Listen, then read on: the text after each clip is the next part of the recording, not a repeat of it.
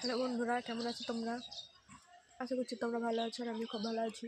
আর অমৃতাকে জানিয়ে তোমাদেরকে অনেক অনেক স্বাগত। আমার ভালো আছি বলাটা ভুল, আসলে কি বলতো, অনেকটাই শরীর খারাপ, ঠান্ডা লেগেছে প্রচণ্ড পরিমাণে, ভাত টাত খেতে ভালো লাগছে না, তাই বিকেলের দিকে দেখো কী করেছি। মুড়ি মাখিয়েছি সব রকম দিয়ে। আমি কখনো লঙ্কা খাই না, কিন্তু আজকে লঙ্কা দিয়ে মুড়ি মাখিয়েছি আর আচার নিয়ে বসেছি। মানে মুখের মধ্যে কী বলতো, ঠান্ডা লেগেছে তো, মুখের মধ্যে কোনো রকম টেস্ট নেই, মনে হচ্ছে মুখটা মানে কীরকম একদম মরা মরা হয়ে গেছে, ভালো লাগছে না কিছু খেতে। তার জন্য তখন বিকেলের টাইমে একটু ভাবলাম মুড়িটা ছাদের উপরে বসে আছি।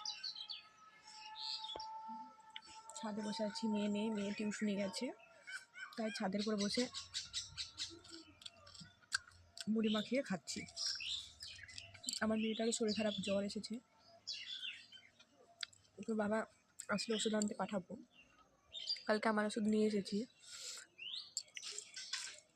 ঠিক আছে, তোমরা কে কী করছো বিকালে একটু জানিও।